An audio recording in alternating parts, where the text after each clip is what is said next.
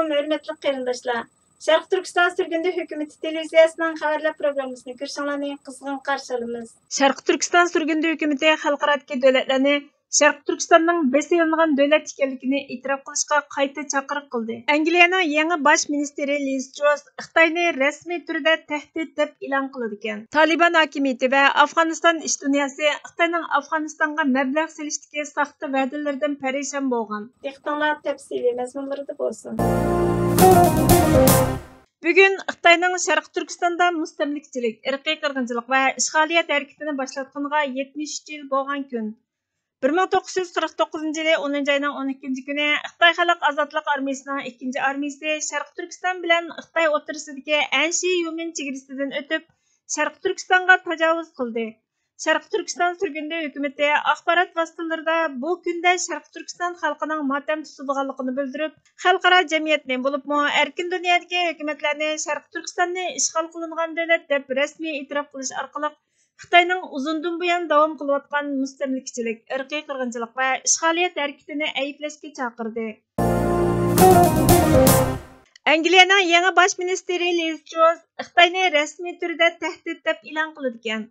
Xalqaro xabarlar to'rining 11 oktyabrdagi xabariga qaraganda, Xitoyning 20 navbatlik mamlakatlar xalq qurultayidan ilgari Angliya bosh ministri Liz Truss Xitoy katibashi Xi Jinping boshchiligidagi Xitoy hukumatini tahdid qatoriga kirgizgan.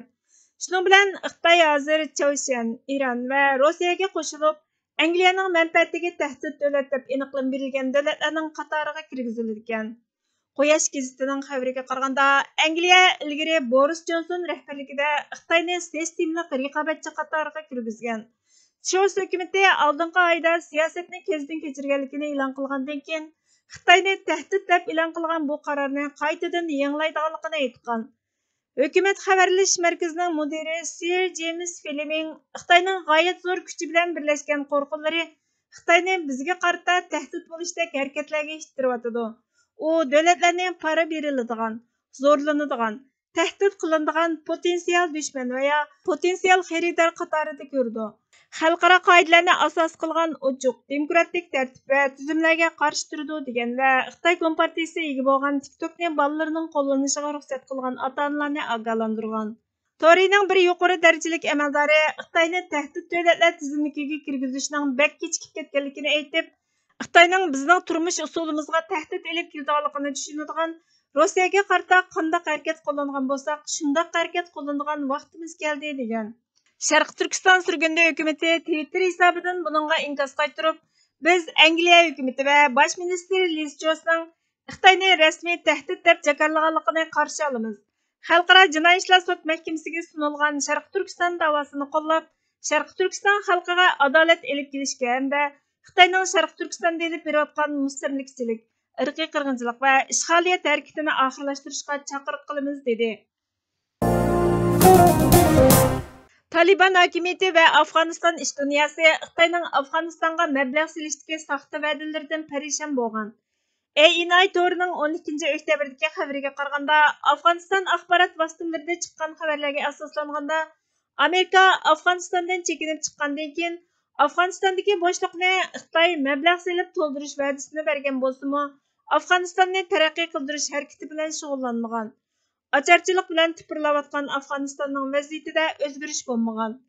Xitoy Afg'onistonning 98% milliga qarata boj kechirim qilganligini e'lon qilgan bo'lsa-mu, sanoatlashish eksikliigi sababidan eksport potensiali cheklik bo'lgan, ammo tabiiy boyliqlari mo'l bo'lgan Afg'oniston uchun har qanday bir rohat muhit yaratmagan.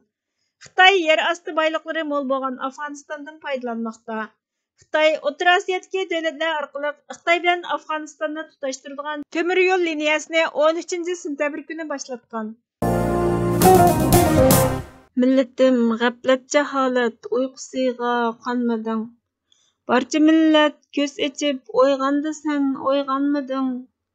Xaruzorlik ostida mahkum mazlum qul bo'lib, senmi millat, senmi inson bo'lganing o'ylanmading. O'yla millat, tarixing bak shonu shavkatlik edi. Endi ne halga tushib qolding nechun zorlanmading. Mustabid bosqinchilarga bosh egib taslim bo'lib, özleşip ketmekçi bolgan şum hayaldan yanmadın. Barcha millet erkin azatlık güreş meydanida atlanıp jangni kızıttı, sen tehi atlanmadın. Zulmü istip datqa qarşı can tikip kan akkuzup, yettiler maqsadlariga, sen amal kullanmadın. Haruzarlıqda yatursan bulğunup hayvan kebi, sen bu xilda yatqılı insan emas hayvanmıdın? Asli neslin şanı şevketlik türk qani turup, ar-nomusni qo'yib vijdon setishdan yanmading. Millatim o'tdi beshingdan xilma-xil ochiq sinoq. Hech biridan sen tuzuk ibrat ilib o'ylanmading. Qahramon ajdodlarning har qaysi erdi arslan. Erdilar sen nesli boshda ya bilek bir qolmading. Millatim o'yg'on, ko'z och, tur, bosh ko'tar, inson isen. Yoki sen insoniyatlik sha'nini qo'yganmiding? Ar-nomus turk eliga haruzar mahkum yashash. Ne uchundur millatim bu halga sen arlanmading? Ey azizi, aqla tarixingni dunyo oldida. Tur ko'zing och, nega g'aflat uyqusiga qonmading? Abdulaziz Mahsumning she'rlaridan ilindi. Hörmətli görürmənlər, xəbərlərimizdən kögün alaq üçün köp rəhmət.